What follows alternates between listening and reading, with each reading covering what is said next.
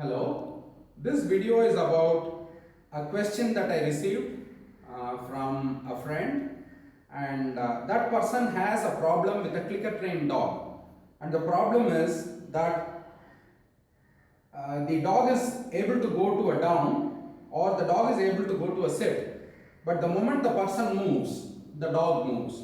So the dog knows a sit and a down, but the dog does not know how to do a long sit and a long down.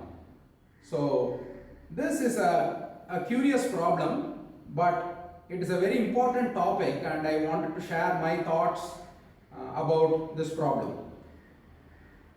Usually what it means is when your dog sits down and when you move, the dog moves. It usually means that the dog has started to partially or fully ignore the click. Now the dog is starting to think that your hand or something else on your person is the predictor of the trait. And there are a few ways to overcome this problem, but this problem can be caused by excessive luring also. So I will try to demonstrate how to get over this problem. I have a few strategies to do that. So I will try to tell you how to solve that problem.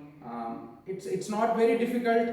It may take some time and some patience, but it is not a very difficult problem to solve. So now I have some treats, a clicker and a dog that knows the meaning of the click. So I am going to try and put her into a sleeping position by luring her. So I take a piece of food and then I push it into her. So any little movement that is tending towards that sleeping position, I am going to click for.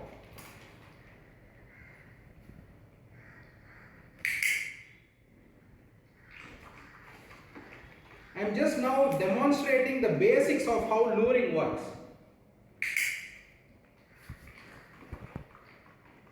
The same lure can be used this way as well. So if I move my hand like this, she moved forward. If I move my hand into her, okay, now we get into the problem. Now what happens? She goes into this position and this is the desired position. Now I move my hand this way and she gets up. So that's not what we want. This is not what we want.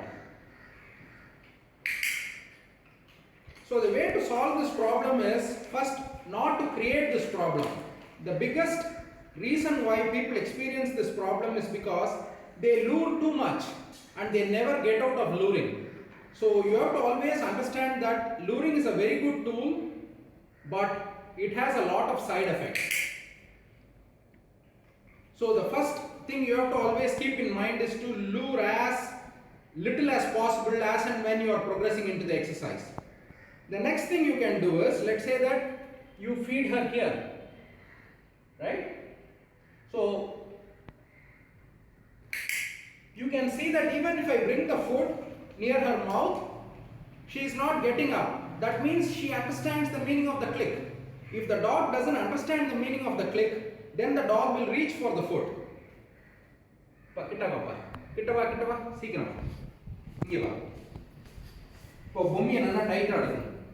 See, this is what a dog will do when it doesn't understand the meaning of the click.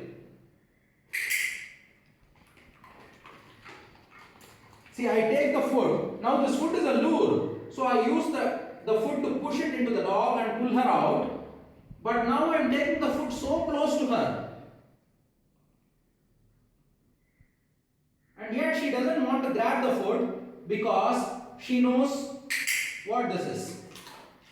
She knows that the click means that is when I am going to get the food. It doesn't matter about where my hand is.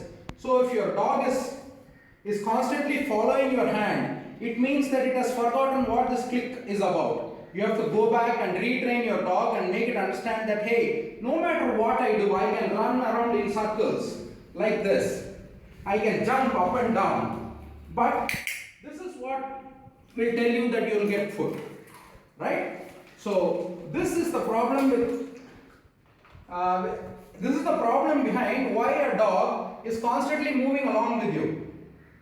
So right now I can do this, I can do this, I can do this. See, now I'm not going to click that. Did you see? She decided that, hey, moving my head is not helping me get the food. So now she understands that moving the foot is not helpful. What is helpful is what helped me the last time, which is just staying there. So do you understand? And at any point of time, if you have to put your hand on the dog and push her down and all that, it means it is time to stop the training and re-evaluate why you have gone to that place where you have to push your dog. So that is not okay either.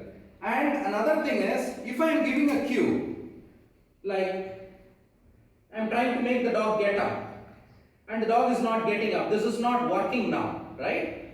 So if this is not working, there is no point in repeating this if you are going to use this as a cue. If you are going to use this as a distraction, then you can use it. But let's say that if I use this cue and I want my dog to get up, I do this and the dog is not getting up, I should never go back and try it again and again and again, because the more number of times I try it, the more this action will lose its meaning. So this is what I wanted to say about luring. Luring is good, but it has to be used carefully and skillfully.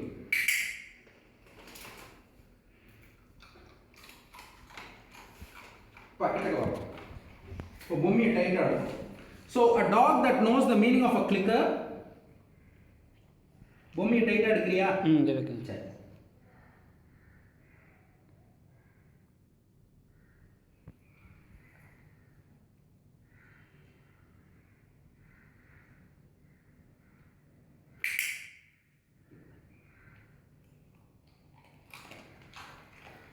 it knows that it can get to the food only after the click.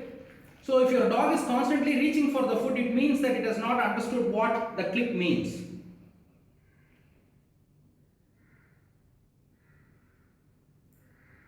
So if she is going to reach for it, I am going to prevent her from taking it.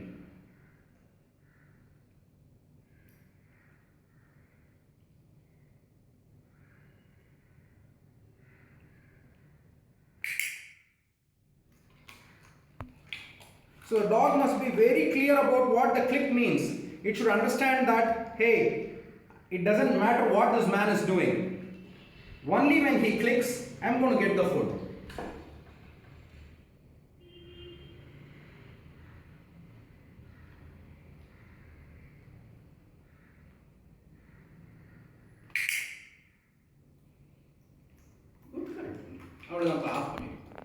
So I hope that this was of some use to you.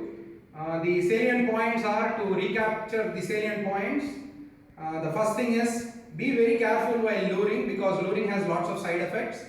The second point is, try to fade the lure as quickly as possible. Don't rely on the lure as a permanent aid.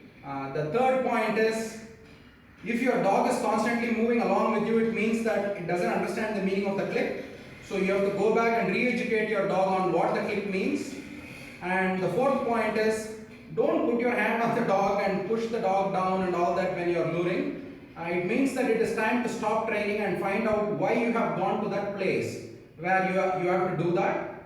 And the last point is, if a particular cue doesn't work, please do not repeat that cue, because the more times you use that cue and the dog doesn't respond to that cue, the more it will lose its meaning.